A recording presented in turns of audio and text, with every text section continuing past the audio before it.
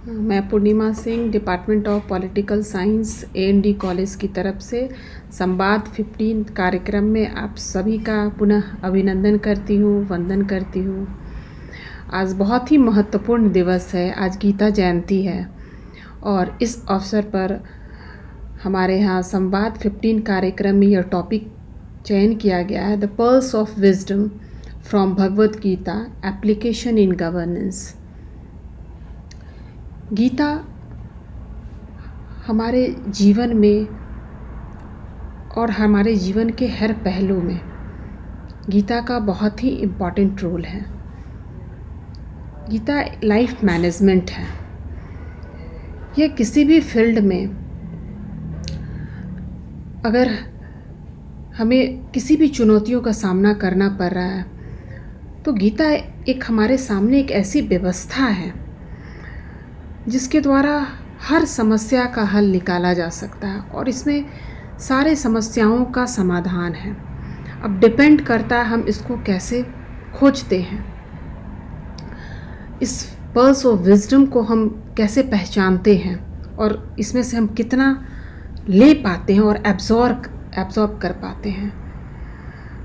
इसको समझना और इसको प्रैक्टिकली उतारना ये बहुत इम्पॉर्टेंट है। आज ही के दिन भगवान श्री कृष्ण के द्वारा एक जीवन का एक लेसन, इम्पॉर्टेंट लेसन उन्होंने अर्जुन को दिया। अर्जुन तो पात्र थे मात्र। गीता का जो पहला अध्याय है और जो पहला श्लोक है वो विषाद योग से ही शुरू होता है। अर्जुन की डिस्पॉन्डेंसी जो हर किसी के मन में चलता है। पहला श्लोक ही है गीता का, धर्म क्षेत्रे कुरुक्षेत्रे समवेता योत्सव मामका पांडवाश्च किम कुर्वत संजय।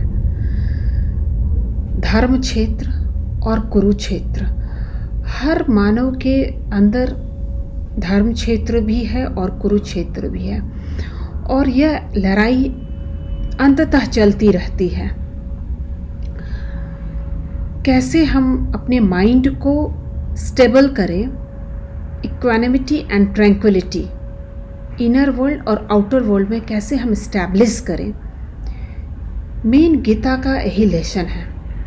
और ये लेसन जो है वो माइंड को स्टेबल करता है और जितनी स्टेबिलिटी आती है हमारे अंदर, माइंड जितना स्टेबल होता है हम उतना ही चीज़ों से डिटैच्ड होते हैं और जितना डिटैच्ड होंगे हम अपने काम के प्रति हमारी निष्ठा होगी और ये सबसे इम्पॉर्टेंट है गवर्नेंस के लिए। और गीता में आज हम सुशासन दिवस के रूप में भी मनाते हैं। आज अटल बिहारी वाजपेयी का जन्म दिवस भी है और हम गुड गवर्नेंस के रूप में भी इनको मनाते हैं। तो किस तरह से गीता कितना गवर्नेंस के लिए इम्पॉर्टेंट रोल प्ले कर सकता है। गीता पूरे विश्व के लिए किस तरह से हम परपेचुअल पीस की ओर आगे बढ़ें। कर्म योग, सेल्फलेस कर्म योग का हमें इसमें पूरी तरह से हमें इसका ज्ञान मिलता है।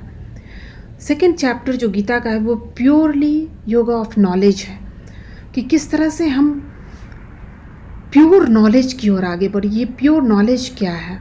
प्योर नॉलेज है स्टेबल माइंड, ट्रैंक्विल माइंड और इन चीज़ों को कैसे एब्जॉर्ब करना है।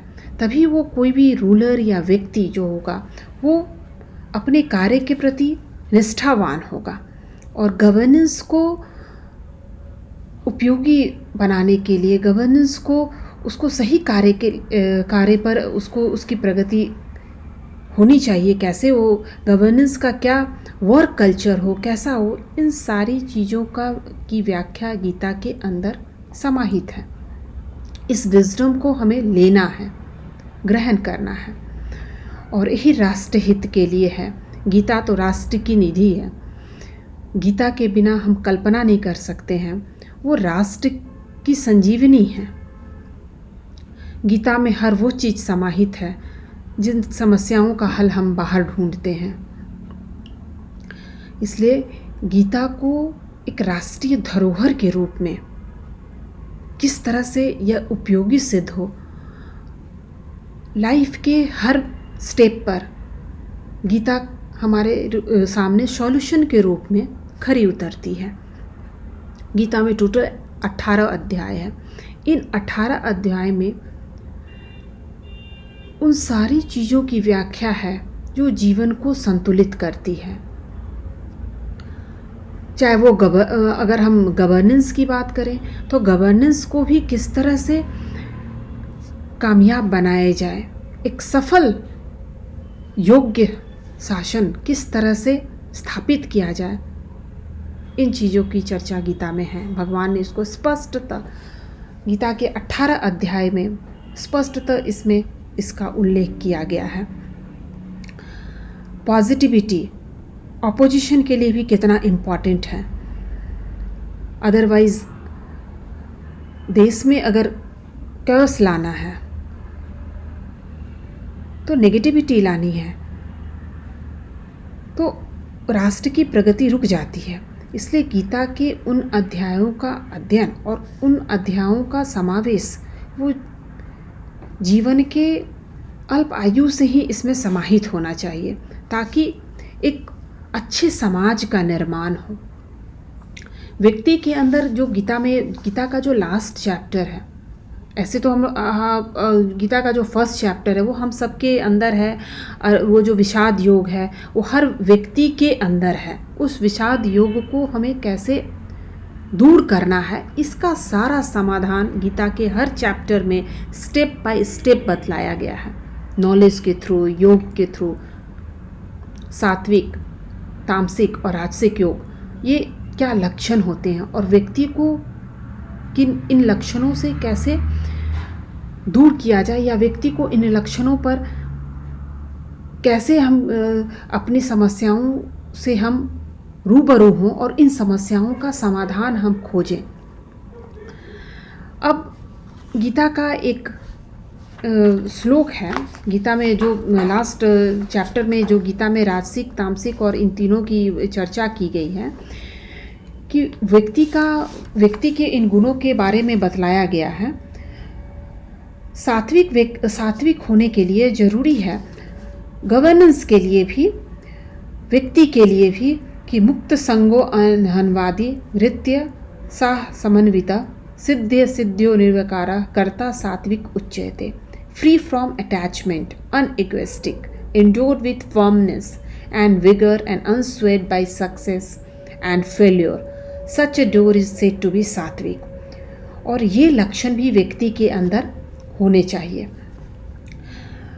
राजसिक रागी कर्म फले प्रभे शुरफ्रद हिसात्मको अस्तुति हर्ष शोक अन्वित कर्तो राजस परिकृतिता, the door who is full of attachment seeks the fruit of actions and is greedy, and who is oppressive by nature and of impure conduct and is affected by joy and sorrow has been called राजसिक। और इस राजसिक योग को भी हमें दूर करना है।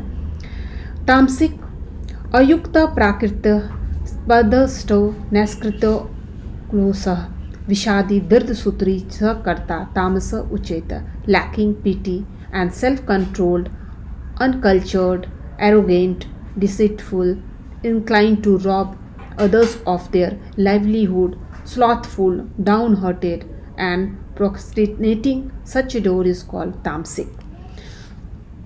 गवर्नेंस के लिए इन तीनों की व्याख्या जो है एक रूलर के अंदर होनी चाहिए। सात्विक जो इसके लक्षण हैं, किस तरह से हम धीरे धीरे, ये अभ्यास है, इट्स जस्ट ए योग अभ्यास, कि हम कैसे इक्वानिमिटी, ट्रैंक्विलिटी ऑफ माइंड को, इंटरनल और एक्सटर्नल चीज़ों को हम कैसे कंट्रोल करें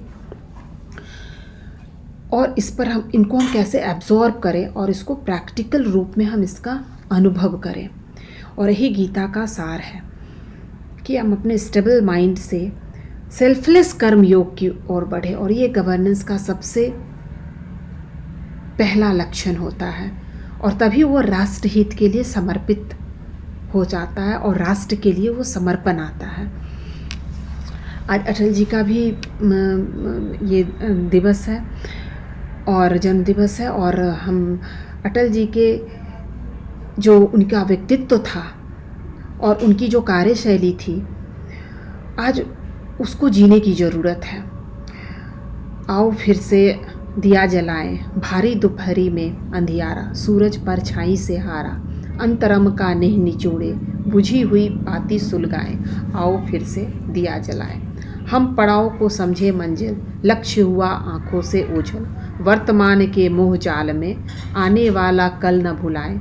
आओ फिर से दिया जलाएं, आहुति बाकी यज्ञ अधूरा, अपनों के विघ्नों ने घेरा, अंतिम जय का वज्र बनने, नौ दधीची हडिया जलाएं। आओ फिर से दिया जलाएं।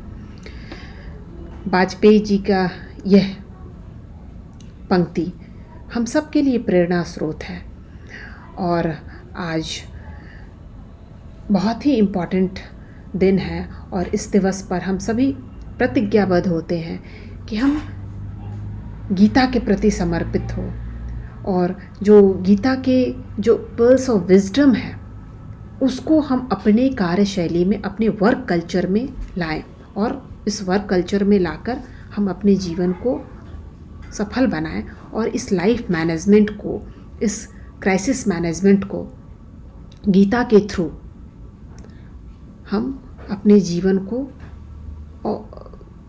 सफल बनाएं और आगे अग्रसर रहें। और यही गीता का जो ज्ञान है वो श्री कृष्ण के द्वारा जो दिया गया, अर्जुन, हम सबके मन में एक विषाद योग है, कुरुक्षेत्र है, और कैसे हम अपनी ड्यूटी, सेल्फलेस ड्यूटी की ओर आगे बढ़े, उस कर्म क्षेत्र की ओर आगे बढ़े।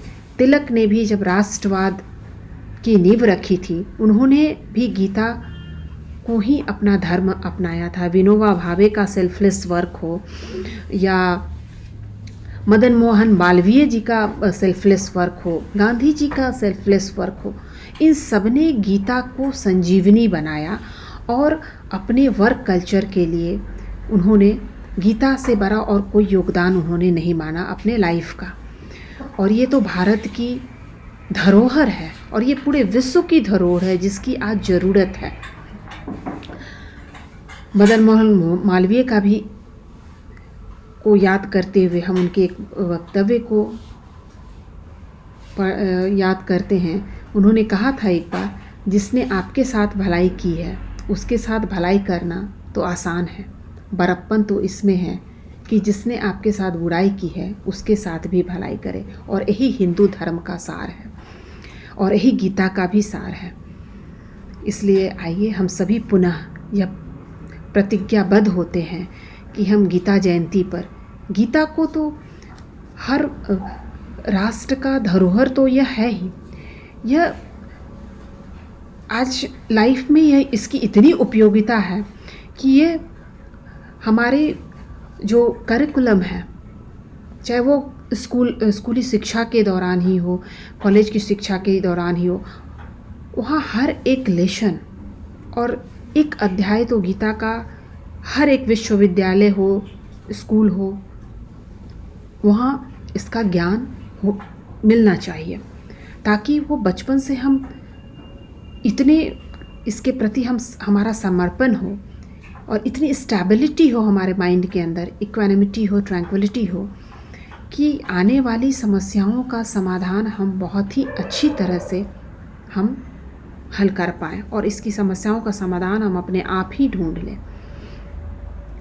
इसलिए गीता का जो अंतिम श्लोक है यह हमें गीता के प्रति समर्पण पैदा करेगा। और यह तच्च संस्मृतम रूप मत्ते युद्धतम हरे, विस्मयों में महारन राज्य रश्यामी च पुनः पुनः, remembering also again and again the most wonderful from of Sri Krishna. Great is my wonder and I rejoice over and over again. Yatra Yogeshwara Krishna tatra partho dhanurdara tat Sri Vijaye bhuti bhruva nirtimutitam.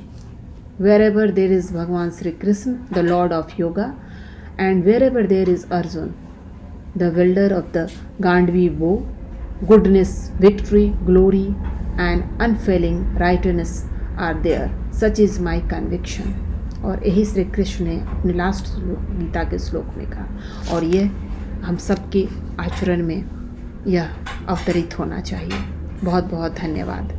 और मेरी Christmas आज Christmas दिवस भी है, और Christmas है, गीता जयंती है, और इन सब का सार ही है कि हम अपने लाइफ मैनेजमेंट को अपने सिस्टम में, गवर्नेंस में, और सोशल सिस्टम है, पॉलिटिकल सिस्टम है, इकोनॉमिक सिस्टम है, इन सब को इंटीग्रेटेड रूप में हम किस तरह से इसमें एक रिफॉर्म लाएं, और बहुत ही निष्ठा के साथ हम अपनी ड्यूटी को, सेल्फलेस कर्मयोग, गीता का सार ही है सेल्फलेस कर्मयोग की ओर आगे बढ़े। बहुत बहुत धन्यवाद।